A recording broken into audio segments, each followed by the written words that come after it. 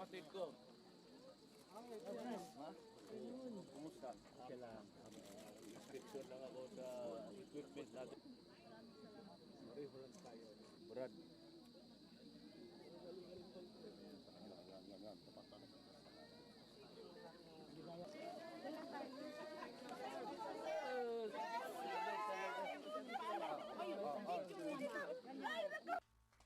I won't take long. Everybody is suffering under the heat of the sun. Mainit ho.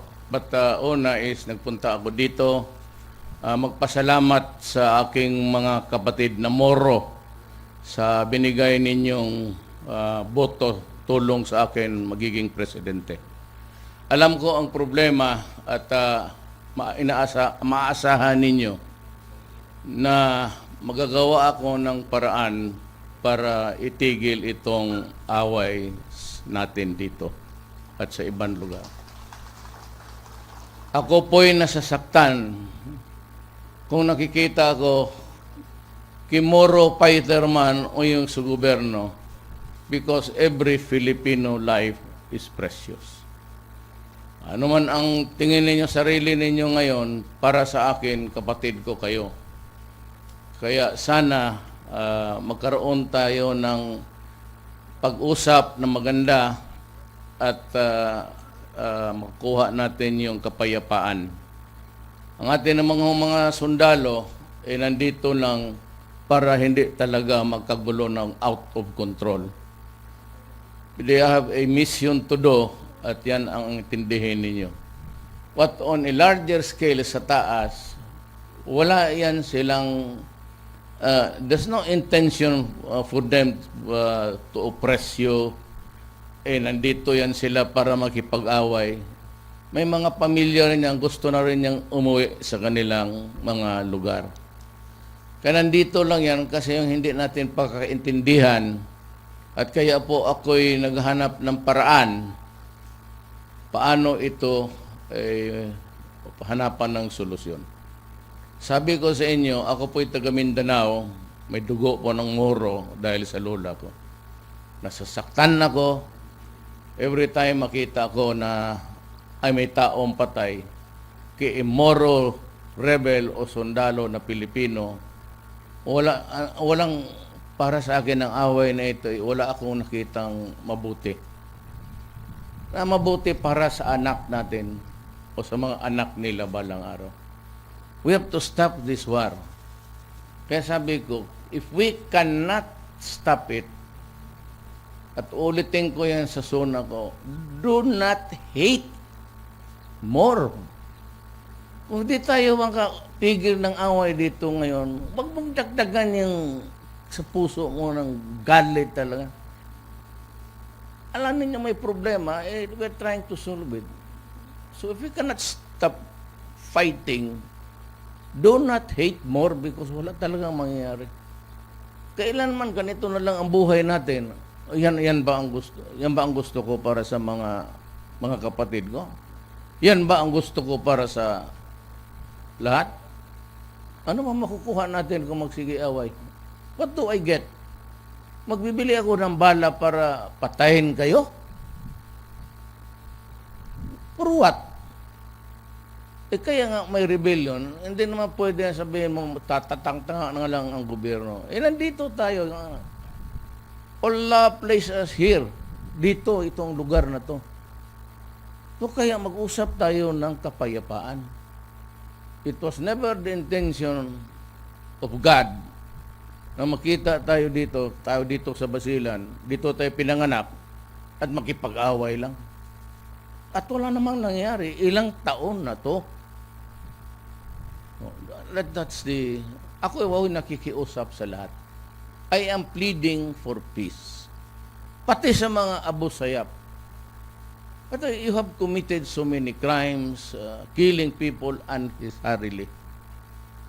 Wala talaga tayo mag-except ang galit. Ang tropa ng gobyerno, dadating dito ng dadating kasi may kinikidnap, may pinapatay. Reaction lang ng gobyerno yan. Walang iba. So kung alisin na natin, alam mo ang nandyan, ang galit. It is not really gusto mong ipakig-away. May galit ka eh. Kaya ako nakikinig sa galit, alam ko. I know the history of Mindanao. Alam ko bilang isang kalahati na Maranao na nauna ang Islam dito sa Mindanao. Yung Kristyanismo came later, but Islam was ahead by almost 100 years dito sa Mindanao. Alam natin yan. So we are trying to correct. So alisin ninyo yung galit, yung hate. Kasi hate would drive you to kill. Kung di mo tanggalin yan, ayaw mo galit ka eh. Galit ako ayaw ko yan kasi galit ako. Walang mangyayari kung ganun. Mag-usap na lang tayo. At hintuin na natin itong we are willing, ako, maghanap talaga ako ng pera. Magbuhos ako ng pera dito. Sa mga kapatid kong Moro. Kasi alam ko na napabayaan kayo. Alam ko yan. At alam ko na oppressed kayo. That is why we are having these talks. Baka magkaroon tayo ng federalism. Yan ang hiningi ng mga leader ninyo. Yung nakikipag-usap pa sa gobyerno. Those who are talking with government have expressed the desire to have a system known as a federal. Para yung teritoryo nyo injura. Anong inyo na lahat yan dyan. Except that we have to maintain the republic because to secede is not, hindi pwede yan. Magsarili ka. Kung gusto mo, tibong mong Mindanao, di magsialisa na lang tayo lahat. Paano? Dadating ka hanggang Abrak, karaming Maranao doon. Bakit natin sirain? Intindihin na lang natin. Hindi man natin kasalanan pumunta dito si Magellan. Hindi man natin alam nung tayo, kailan lang yun. Nung pinanganak kami dito, ito ako, kasi ang lola ko, Maranao, pinag-aralan ko kung bakit tayo nagkakamatayan. So ang it's because of hate. Galit. Galit na galit talaga. Katanggalin muna ninyo yan. Kasi ako na ang nakikiusap sa inyo. Pag maganda ang panahon, nag-uusap tayo, you can join in the talks. I don't really care kung sino magharap sa akin. If we can come up with this federal system, then makukuha ninyo ang the desired result. Walang gobyerno makialam sa inyo. Kayo na ang patakbo ng gobyerno niyo. Anong makuha ninyo dito? Inyo na. Bigyan mo lang konti yung national federal government system. Walang problema yan sa akin. Ako gusto ko. Pero problema, may batas. Hindi naman tayo pwede na sabihin mo magkalat na lang araw-araw magpatayan dito. Mga pinsan ko na mga MN sa magsabi ka lang mga 4 na patay, meron Pinatay ng gobyerno. Kasi nandoon nga, galit nga. Sabi ko, bakit? Ganito, walang nangyari sa ang problema, nandyan na tayo dito.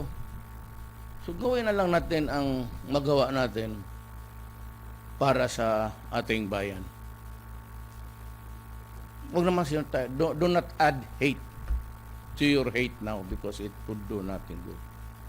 And to the security forces of government, a job well done for quelling a rebellion here. Wala man tayo magawa may rebellion.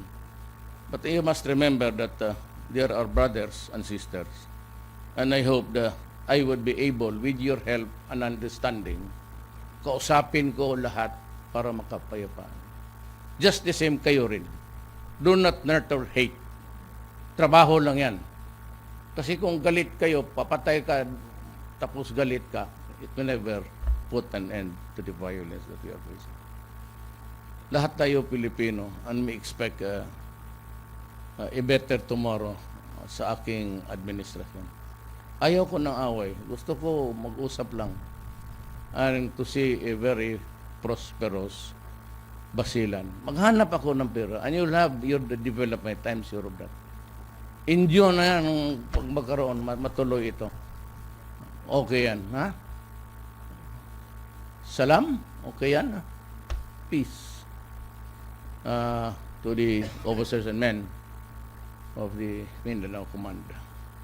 I'd like to also ask you to understand the situation and maybe help us, me particular, the office of the President, to look for a way to find an end to this problem. Maraming salamat po.